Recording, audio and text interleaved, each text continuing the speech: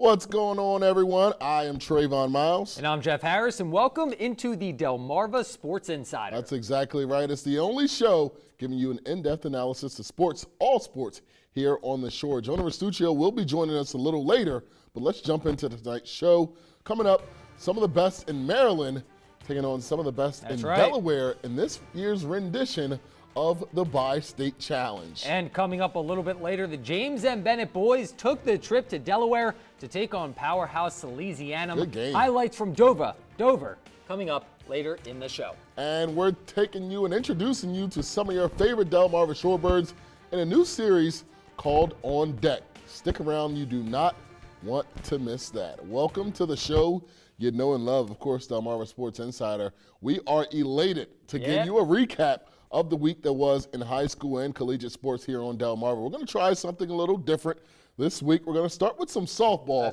that we had early in this week with Smyrna traveling to Felton to take on Lake Forest. And last time the Eagles from Smyrna finished the season under double digits wins back in 2013. It's been 5 years. Yes, that afternoon they were looking for win number 9 in just their 10th game of the year. They'd be tested early. Lake on the mound, keeping the Smyrna offense at bay. Caitlin Starr doing the work, getting the swing right there from Abigail Mace. The offense was scarce, but a wild pitch gets past the catcher, rolls all the way to the backstop. Brooke Glandon makes it 1-0. The Eagles answer later on. Kaylin Press with a shot into shallow right.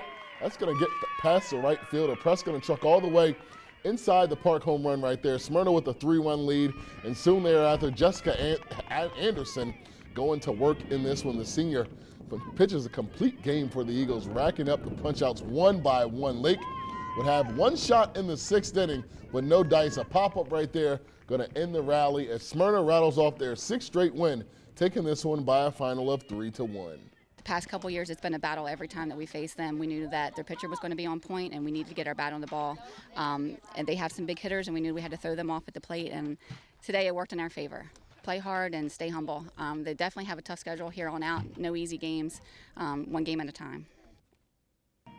We're going to stay in the first state. Laurel taking on Nandua. If you want to talk about pitchers who rake, Nicole Patali is your example. The Grand Salami puts Laurel up 9-2, but Nandua would start to find some offense of their own. Madison Greer sends a dribbler through the hole on the right side to cut the deficit to just 4. On the mound, Patali working her way out of a jam, mows down Sarah Geeps with the high heat, and then with the bases loaded, check it out. Who else? 2 outs. Warriors with one last chance, but not enough mustard on that one. Patali gets the fly out on the warning track to end the threat. Laurel picks up a much-needed win. They take it 12-6. To the Bi-State Challenge from Shorebird Stadium, Laurel taking on Washington. Bulldogs go up 2-0 off this single by Devin John. 4th inning, Washington looking to get on the board. Keontae Nutter going to steal third here. The throw off the mark, and look at Nutter trekking all the way home to cut that deficit base running in half, 2-1. Next inning, man on first, Nutter shopping at the gap, people. He drops it in there. Kayla Bradley comes all the way around to tie it up at 2. Then 2 batters later, Aiden Webster going to hit one to third. It gets bobbled, and speed of Nutter on the base pass allow him to come on home. Washington holds on there for a comeback 3-2 victory. 5th inning, we had 2 outs. I came up the bat. I hit a double. After that, the momentum just changed. We came together as a team. We went back on defense, and we executed, and we got it done.